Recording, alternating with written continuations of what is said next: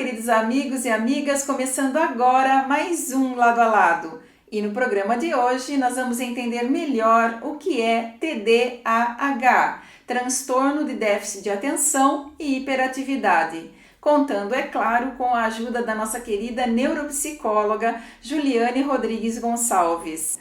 Bem-vinda, Ju! Obrigada pelo convite mais uma vez. Que bom estar aqui. Eu é que agradeço por você estar aqui mais uma vez para nos ajudar com um assunto muito sério, né? Aí na educação das crianças. Claro, com certeza. O que é o TDAH, essa sigla grandinha até, né? E quais as características de uma criança que tem TDAH? Bom, o transtorno de déficit de atenção e hiperatividade, ele é muito falado hoje em dia, né? E muito debatido pela comunidade científica. E ele acomete hoje em torno de 6 a 8% das crianças em idade escolar. Ele tem várias modalidades que a gente pode dizer o transtorno de déficit de atenção. A gente tem a modalidade do déficit de atenção, tá? Que é típico daquela criança que você fala com ela, parece que ela não te ouve. Que ela tá no ar. Que tá fora da realidade, né? Aquela criança que não consegue concluir uma tarefa, ela inicia e não consegue concluir. Aquela criança que se cansa diante de tarefas que exigem um esforço mental maior, né?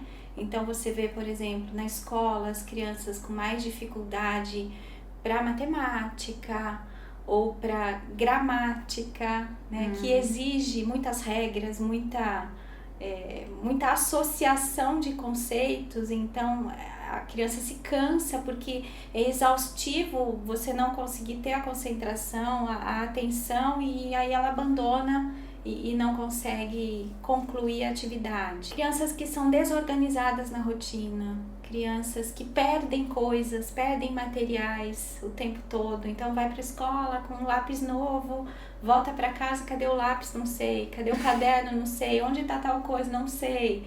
Você fala com ela, agora você vai tomar banho e depois você vem jantar porque a gente vai ler uma história. Já esqueceu, muita informação para essa criança. Então, às vezes ela não lembra de nenhuma das 3 coisas que você pediu. Ela vai lembrar do contar a história, mas esqueceu que você já pediu para tomar banho, depois vai jantar.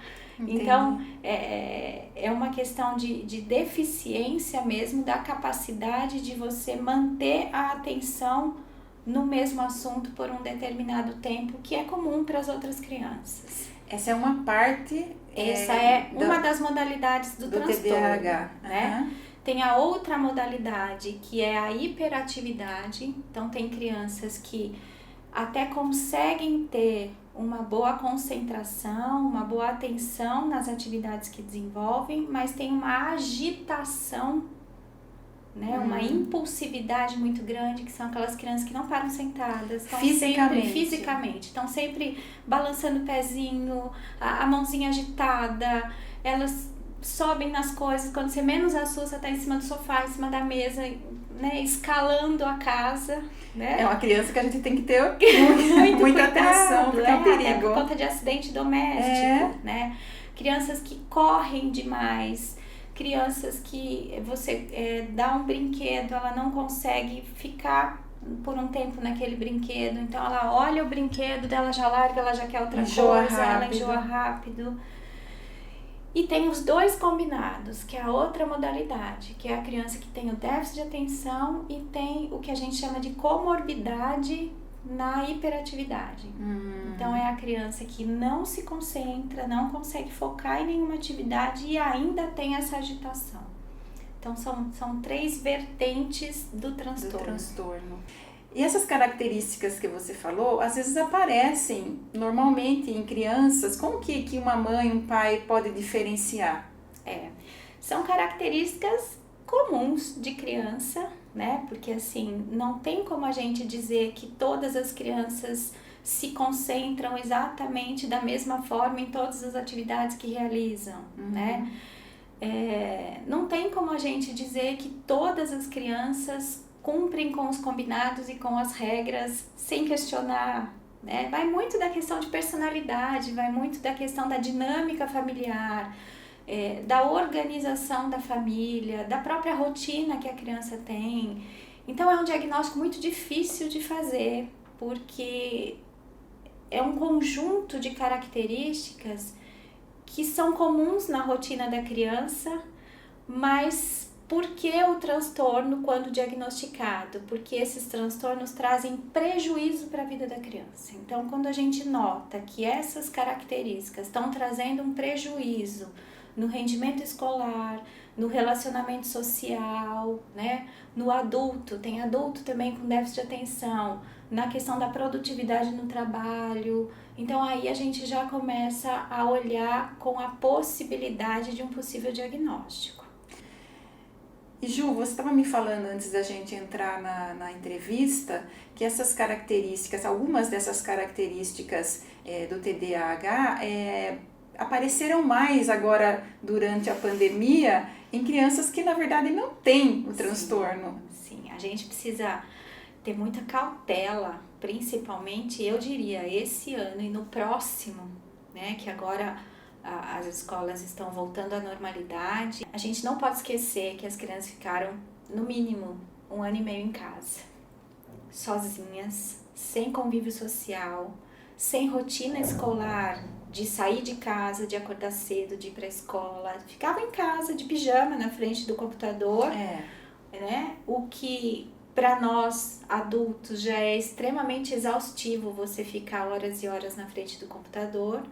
Para uma criança em processo de desenvolvimento, muito mais, né? Então, perdeu a interação, ver todo mundo pela câmera quando as crianças estavam de câmera aberta, porque não sei se você chegou a ver as aulas, mas a maior parte das crianças todas de câmera fechada, você não sabia nem se a criança estava ali. Se estava ouvindo ou não, né? Se estava ouvindo, se estava dormindo, o que estava fazendo, né?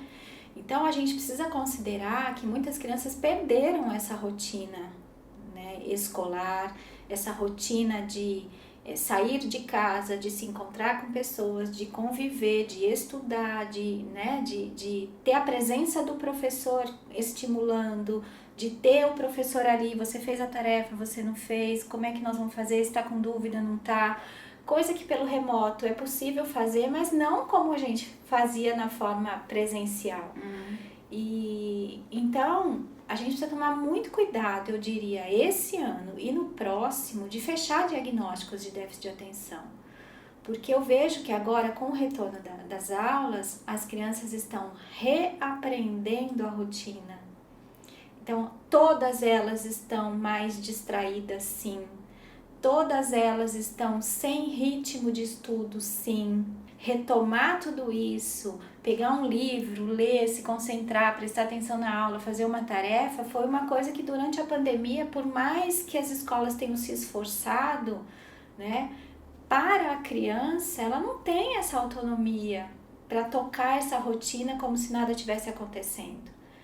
Então, eu acho muito perigoso este ano e o próximo, que o próximo vai ser um novo ano que as crianças vão começar a ir para a escola de novo, né? O ano todo, talvez, quem sabe. Vamos orar. Vamos, né, torcer para que isso realmente aconteça, porque essas crianças precisam dessa socialização, mas é muito precipitado a gente falar de diagnóstico esse ano e o início do ano que vem, porque essas crianças ficaram muito tempo longe dessa rotina, então é mais comum que elas estejam realmente mais distraídas, mais vulneráveis, ficaram presas dentro de casa, então voltando para a escola agora elas estão ativas, elas querem correr, elas querem brincar, elas querem pular, elas querem andar, elas querem conversar na sala de aula, porque tá vendo o amigo ali próximo. Então, às vezes os sinais a gente pode levar a achar que é uma criança com sinal de déficit de atenção, mas cuidado, pode ser só um extravasar pós-pandemia, que essa criança precisa se reorganizar de novo emocionalmente, socialmente, cognitivamente, para retomar essa vida dentro da normalidade. E quem faz esse diagnóstico do TDAH? Bom, é um diagnóstico que a gente chama de multiprofissional, porque como são características que são comuns à infância e também são comuns a outros transtornos, é importante que seja avaliado por uma equipe multidisciplinar, né? Então, não dá pra gente olhar para a lista dos sintomas e dizer você tem, você não tem, né? Existem testes padronizados para a gente avaliar a atenção, existem testes padronizados para a gente avaliar a capacidade cognitiva do cérebro, então a capacidade de organização, de controlar impulso, né? A capacidade de memória, de atenção, de concentração, de linguagem, de raciocínio. A gente faz um mapeamento do que a gente chama de funções cognitivas, que são as funções indispensáveis para o processo de aprendizagem na vida, não só para a escola. E também a gente avalia as funções que a gente chama de executivas, que é a capacidade de organização, de planejamento, de controle inibitório, que a gente chama, que é o controle de impulso, o controle das próprias emoções, né? Então a gente faz esse trabalho de forma multidisciplinar. Então, é importante, por exemplo, antes de avaliar e fechar um diagnóstico de déficit de atenção, é importante que a criança passe por um fono, para ver se há aquela questão do déficit de processamento auditivo. Tem crianças que têm uma lentidão no processamento auditivo e que isso atrapalha a memória e a atenção, e pode ser confundido com o transtorno de déficit de atenção. Aí as crianças passam por um psicopedagogo para avaliar se há dificuldade que tem na escola, né, no rendimento escolar. É uma dificuldade pontual por conta de uma questão de inadaptação à metodologia do professor, né, e você ensinar com uma outra estratégia a criança já rende, ou se é uma questão de que ela realmente não consegue se concentrar, ela tem dificuldade na compreensão de linguagem, de raciocínio e tudo mais. Aí vai para o neuropsicólogo para fazer a avaliação relacionada a unir esse mapeamento das funções cognitivas com as funções executivas, que é planejamento, controle inibitório e também avaliação emocional, porque às vezes uma agitação ela pode ser uma ansiedade. É um diagnóstico complexo, bem complexo. E quem dá o veredito final aí é um médico neurologista ou um psiquiatra infantil. Que bate o martelo. Que bate o martelo depois de ter em mãos o relatório de todos os profissionais pelos quais a criança passou. Então, se o diagnóstico é tão complexo como você está falando, esses testes que existem aí pela internet são furados, né? São, né? É igual a gente fazer um teste de orientação vocacional na internet, né? Tem perguntinhas básicas relacionadas aos sintomas, mas assim, existe um contexto que precisa ser avaliado, né? A gente não faz avaliação só pelos sintomas, existe um contexto, existe a dinâmica familiar, existe a dinâmica que a criança desenvolve dentro da escola, né? Se lá não tem outras questões que estão inibindo a atenção da criança, por exemplo, um bullying, por exemplo, uma questão de autoestima baixa, né, que faz com que essa criança se feche e retraia e tenha medo de se expor, um excesso de timidez, né, ou outros transtornos de aprendizagem, transtornos de linguagem, dislexia, autismo. Tem uma série de coisas que a gente precisa descartar para a gente conseguir fechar um diagnóstico como esse, e para isso a análise de todos os ambientes em que a criança convive é fundamental. A partir de que idade começam a aparecer esses sintomas e os pais, as mães podem começar a desconfiar de um transtorno de déficit de atenção ou hiperatividade? E eu também tenho a curiosidade de saber se atinge mais meninos ou meninas ou não, né? Não tem essa diferenciação, e se tem fator hereditário. A prevalência maior é em meninos. Meninos, né? Existe aí uns questionamentos na ciência do porquê ser meninos, né? Porque os meninos, em tese, são mais agitados e os conflitos aparecem mais frequentemente, né? E as meninas, às vezes, são um pouco mais retraídas, um pouco mais... o tipo de brincadeira que às vezes as meninas têm sejam mais... Hoje em dia não tem muito mais isso, mas a questão da personalidade mesmo pode dar essa diferenciação, e dos meninos serem mais impulsivos, mais agitados, né? Questão cultural também, do que pode o menino, do que a menina precisa fazer, porque isso ainda interfere, né, no comportamento. Então, talvez essa prevalência de meninos seja por conta de mais casos diagnosticados em meninos. A gente não sabe identificar se houve mais procura de mães de famílias de meninos, né? Ou se realmente tem mais meninos nessa condição. Então, o que a gente tem é, pelos diagnósticos comprovados, a prevalência é menino. E é um fator hereditário? Sim. A questão hereditária é muito forte, né? Existe aí uma média percentual de que se há alguém na família, em especial ou o pai, ou a mãe, ou um tio, um avô, o percentual de possibilidade da criança desenvolver pode chegar a 70% a 80%. Bastante. É uma variedade aí de, a gente diria, numa faixa de 60% a 80%. Então, se há um caso na família e você percebe sinais na criança de maior agitação, de dificuldade de produzir no dia a dia, né? De conseguir realizar atividade, de controlar impulso, é bom dar uma olhadinha para... Não tem uma faixa etária em que se possa começar a desconfiar desses sintomas? Na verdade, assim, crianças, tudo que é em excesso, a gente precisa olhar, né?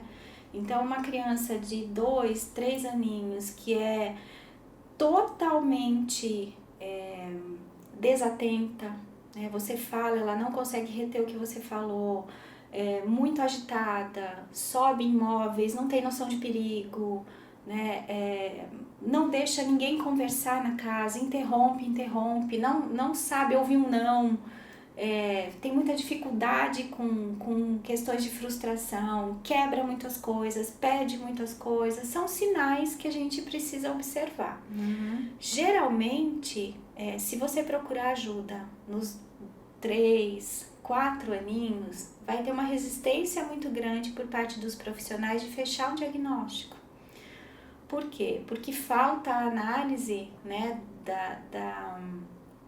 da questão do prejuízo escolar, do prejuízo social, né? Então, a gente precisa avaliar a criança não só no ambiente dentro de casa, mas também na escola, e onde é mais comum aparecer o sintoma? No início da alfabetização, que é onde a criança precisa estar ali com tudo funcionando. Com foco, né? Com foco para conseguir organizar essa estimulação de alfabetização, de linguagem, de escrita, para ela conseguir deslanchar. Então, geralmente é na escola que aparece mais, por conta dessa dificuldade da criança ter um bom rendimento em virtude de ou a criança ser muito distraída ou ser muito agitada. E Ju, no caso da criança hiperativa, que não para, sentado, né, que está sempre o tempo todo solicitando. Às vezes ela pode ser confundida com mal educada, né? Você vê uma criança assim agitada que não para, que interrompe o adulto. É muito fácil você de repente achar que é uma criança mimada, uma criança que os pais não dão limites. Sim, né? Isso é comum também, e por isso o cuidado muito grande quando a gente vai fechar o diagnóstico. Porque às vezes não é um déficit de atenção, às vezes é uma desorganização familiar, às vezes é uma desorganização da rotina, às vezes é uma criança que para ela nunca foi dado um não firme e as crianças precisam do não. Parece que as crianças clamam por limite, porque isso é importante para o desenvolvimento delas, né? Elas precisam ser orientadas, elas precisam dizer que a gente diga isso pode, isso não pode, isso é bacana, isso não é, isso vai te trazer tal consequência, isso não vai. A gente precisa colocar esses limites para a criança, até como uma forma de prevenção em saúde mental. Crianças que não têm limites, né, na infância, são adolescentes depois que, quando forem frustrados, podem pensar no suicídio. Né? Grave, podem né? cair em quadros depressivos quando estiverem numa situação de trabalho ou de faculdade, não passou no vestibular, então o mundo caiu porque sempre teve tudo que quis. Foi só estalar os dedos e tinha tudo na mão. Então, o ouvir não faz a gente se reorganizar, faz a gente pensar e o que eu posso fazer para melhorar, para eu ampliar minhas habilidades, para eu conseguir ser mais delicado, ser mais gentil, para que eu consiga ser mais habilidoso no meu dia a dia, né? Saber falar com as pessoas, saber se portar num grupo. Uma coisa é ser sincero, outra coisa é você ser... Outro dia me falaram, como é que foi? Me falaram assim, eu conheço uma pessoa que ela é sincerocídia. Aí eu até ri, porque eu falei assim, ela é tão sincera que ela machuca as pessoas, né? Que ela maltrata as pessoas. Então, controlar o impulso, ser organizado, tudo isso a gente adquire a partir dos limites que a gente recebe. E muitas vezes, né, os pais, a gente entende a rotina, todo mundo tem que trabalhar fora, todo mundo precisa cuidar da própria sobrevivência, da própria subsistência, né? E a rotina é exaustiva. Então, chegar em casa, para você ainda dar atenção para seus filhos, cuidar das crianças, cuidar da casa, né? Organizar toda a logística da casa é exaustivo. E às vezes a gente deixa a criança, sabe, fazer o que quer, ela pediu, não é hora de fazer aquilo, então, mas vamos dar, porque senão vai virar um inferno o ambiente. São pequenas concessões que a gente vai fazendo e que a gente contribui para que a criança perca essa noção de limite, e isso pode sim ser confundido com um déficit de atenção, mas às vezes não é uma questão de organização mesmo, de rotina. São questões emocionais da família que precisam ser melhor trabalhadas. Nesse caso, Juliane, de a mãe que chega em casa cansada, trabalhou o dia inteiro, tem que dar atenção para o filho, não é uma função só da mãe, né? A gente tem que entender muito bem que pai e mãe fizeram um filho, não é? E que o pai tem que dividir esse tempo de atenção com os filhos, né? Com os filhos e com a casa, né, amiga? E com a casa também, é verdade. Com a casa também, porque afinal de contas, a casa não é das pessoas e a gente que cuida. A casa é de todos. É de todos, não atribuição só da mãe, né? Da mulher da casa. Mas vamos voltar para o TDAH. Ju, fisicamente ou neurologicamente, o cérebro de uma pessoa que tem TDAH é diferente? Existem, quando a gente fala de causas, né, do transtorno de déficit de atenção, a gente fala da questão hereditária, que é muito forte, muito presente. A gente fala da questão cerebral, né? Então, no lobo frontal do cérebro que é onde é a parte responsável por organização, por memória, por atenção, por controle de emoções, né? Essa parte tem uma deficiência de funcionamento. Então existe mesmo uma diferença no funcionamento. E por isso que os neurologistas solicitam exames de imagens, né? Porque eles conseguem detectar se realmente está tudo dentro da normalidade ou se há alterações que justificam os comportamentos apresentados pelos relatórios dos outros especialistas que avaliaram. Além da questão hereditária e além da questão neurológica, existem também fatores ambientais. Né? Então, por exemplo, uma criança que nasceu abaixo de 1,5 kg, existem problemas de desenvolvimento que afetam o lobo frontal. Mães que durante a gestação fizeram uso de álcool ou foram expostas à toxina do mercúrio, né? Também podem ter essa questão de desenvolvimento. Então, de falha no desenvolvimento. Então, são fatores ambientais, são fatores hereditários e são fatores cerebrais que juntos vão fechar esse diagnóstico. Por isso, tão complexo a decisão, o veredito final, né? E qual que é o tratamento de uma criança com TDAH? Bom, quando a gente fecha um diagnóstico de TDAH, a gente consegue identificar se dentre os sintomas observados e avaliados pelo montante de profissionais, se ele está em grau leve, se ele está moderado ou se ele está grave. Tem níveis. Tem níveis, são 3 níveis.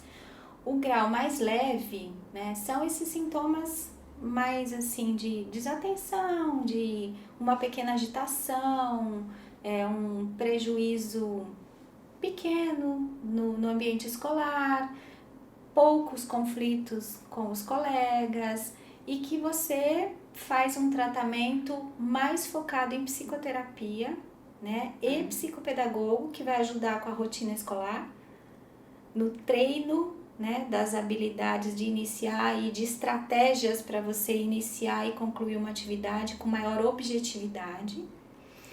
E também com a questão da terapia, para trabalhar a autoestima, a segurança, trabalhar controle de emoções, conhecer as próprias emoções, habilidade social, como você lidar com as pessoas, como falar com as pessoas, nesse sentido de você saber se colocar no lugar do outro e conseguir olhar para os seus comportamentos e ver que essa auto-observação é muito importante para você ter uma vida saudável, para você ter um equilíbrio.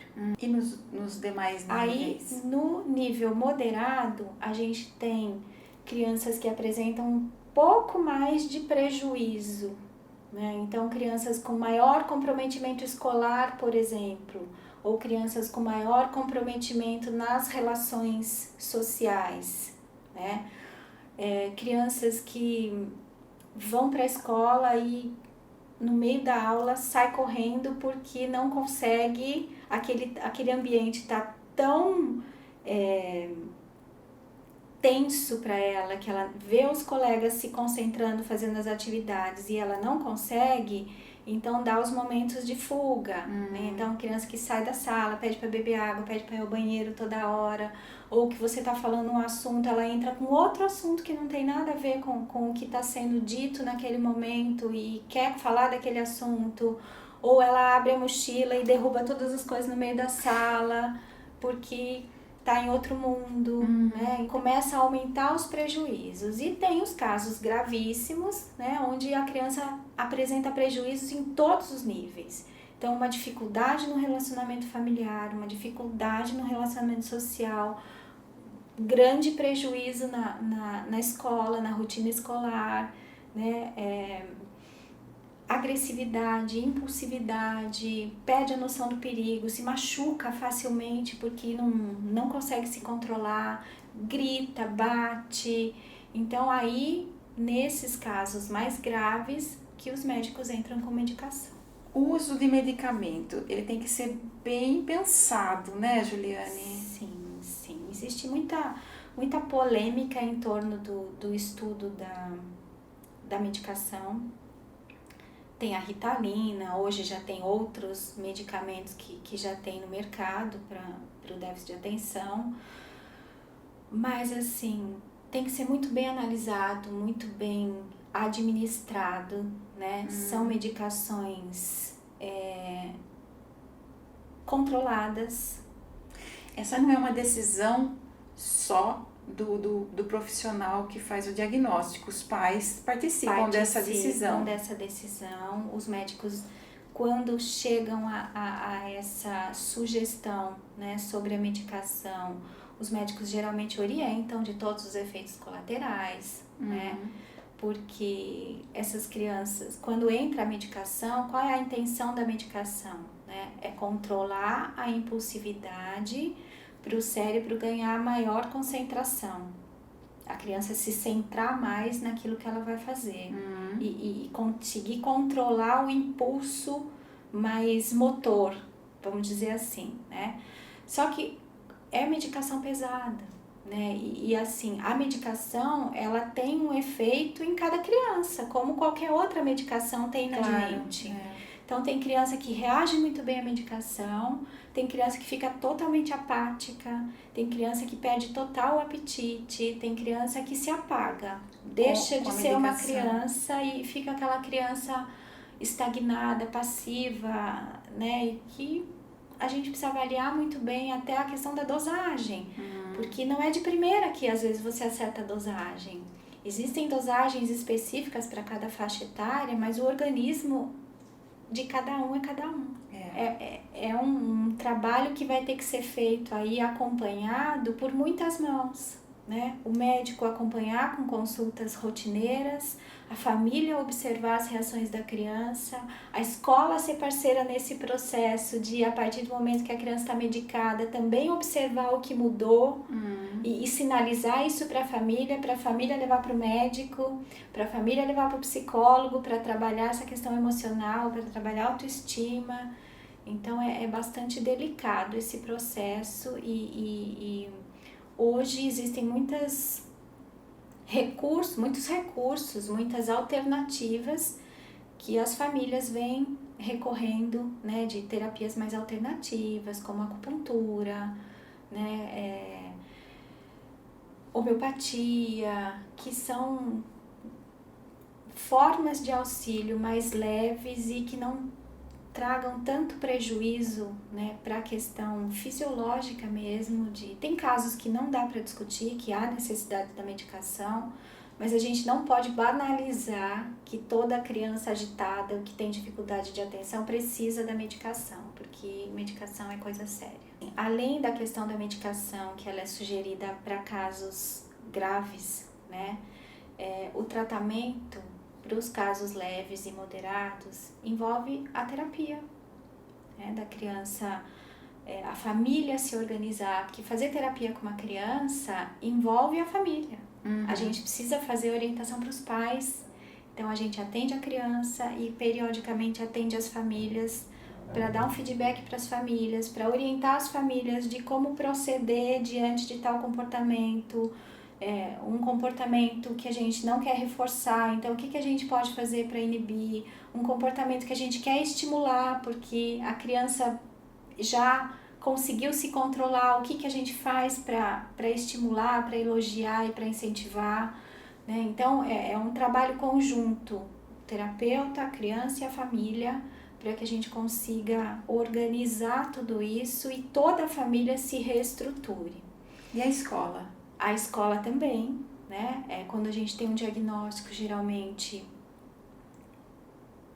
eu trabalho e imagino que outros profissionais também façam isso, de ter a ponte com a escola, né? O diálogo com a escola. Quando eu fecho um diagnóstico desse, que há evidências de déficit de atenção, eu vou pessoalmente até a escola, conversar com a coordenação, com o professor se for possível, sugerir que essa criança fique localizada mais à frente da sala de aula, né? Porque ela está localizada no meio ou no final, ela vai estar vulnerável a vai dispersar mais. muito estímulo, e isso vai distraí-la, né? O sentar na frente também não é qualquer lugar. Se ela estiver do lado de uma janela, né, que tem movimentação, vai piorar. Se ela estiver do lado de uma porta que constantemente é aberta para entrar e sair, também. Então, geralmente a gente localiza essa criança no centro da sala, na frente, próximo ao professor.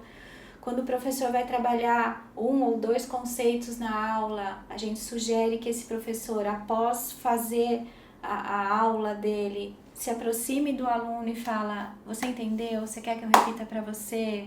Né? Ou enquanto ele está falando, percebeu que a criança está voando, a gente sugere que o professor se aproxime, não precisa falar nada, coloque a mão no bracinho da criança, no ombro da criança, porque aí a gente ajuda a criança, são gatilhos que a gente estimula para a criança voltar a atenção, né? Então a gente ajuda a organizar, né, o ambiente escolar, ajuda a organizar o ambiente familiar. E também a gente sugere para a família uma rotina saudável, né? Um cuidado com a alimentação. O excesso de doce, o excesso de cafeína, para essas crianças é um veneno, para todas. Mas para essas em especial é um veneno, porque agitam mais, né? Fazem essas crianças terem maior dificuldade com sono para dormir. As crianças não dormindo bem, o dia seguinte é mais agitado, é mais irritadiço para elas, perdem a paciência com mais frequência, né? Ficam cansadas, então a concentração acaba ficando muito aquém do esperado, perdem coisas, não concluem as atividades, fica pesado para todo mundo. Atividade física, né? É importante que essa criança pratique uma atividade física. Eu geralmente sugiro natação, porque a natação trabalha muito a respiração e a criança aprendendo a respirar para nadar, né? Ela se reorganiza mentalmente, ela gasta energia e o dia contato se torna com a água também, exato, né? porque a água calma, né? Reorganiza a criança. Então, atividades. Eu evito sugerir, por exemplo, uma luta, né? Então, de você judô, colocar uma criança hapkido. no judô, um hapkido, porque se a criança já é agitada, já tem uma tendência à impulsividade, então tudo bem que eles trabalham a disciplina, mas a criança precisa ser preparada para isso. Então, até ela conseguir se controlar, eu prefiro gastar energia e sugerir uma natação, né? Uma atividade que canse mais, um tênis, futebol talvez, mas cuidado com as competições, né? A gente precisa ajudar a direcionar um pouco e reorganizar o ambiente, todos os ambientes que essa criança convive, porque aí a gente consegue ajudar não só a criança, mas toda a família a se respirar e conseguir lidar com isso, né? Para o adulto também, tem adulto que tem déficit de atenção, talvez não saiba. É verdade, teve porque muita agitação, né? antigamente não se tinha tinha esse diagnóstico, exato. né? Então, existem muitos adultos que têm e que descobrem agora, que se identificam com as características. Eu mesma já tive adultos me procurando, assim, eu acho que eu tenho déficit de atenção, eu queria saber se eu tenho. Então a gente faz a avaliação, depois encaminha para o neuro e alguns realmente tinham. E o tratamento, como é que é? O tratamento é mais focado na terapia, né? Porque no controle de impulso, na questão da organização do dia a dia. Então, às vezes são pessoas muito estabanadas, muito desorganizadas, pessoas que iniciam projetos e não concluem, se frustram, pessoas com dificuldades no relacionamento, porque são muito impulsivas, falam demais, né? No trabalho, muitos conflitos, na família, não se entende com ninguém porque não consegue controlar e nem entender o que está sentindo. Então, a terapia é o mais indicado para esse processo de trabalhar essas questões mais emocionais e de autocontrole. E Ju, para uma mãe, um pai de uma criança bem pequenininha, né, que está começando a vida, ou uma mulher grávida que está aí à espera de um bebê, tem alguma forma de estimular esse bebê, essa criança, desde pequenininho, para que tenha mais foco, mais atenção? Eu, a princípio, diria que tem duas coisas que a gente pode fazer, assim, de uma forma mais consciente e até como... Prevenir não tem como, porque sendo genético tem o fator hereditário, questão né? cerebral, a gente não tem como prevenir, mas a gente consegue amenizar, né? Então, lembrar que a rotina é imprescindível para a criança. A criança precisa ter hora para fazer tudo. A criança não pode fazer tudo que ela quer na hora que ela quiser.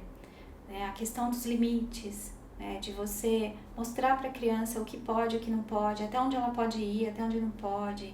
Acho bacana a gente explicar o porquê para as crianças, mas tem coisas que também não tem como você justificar o porquê pode e o porquê não pode. Tem coisas que não pode, ponto.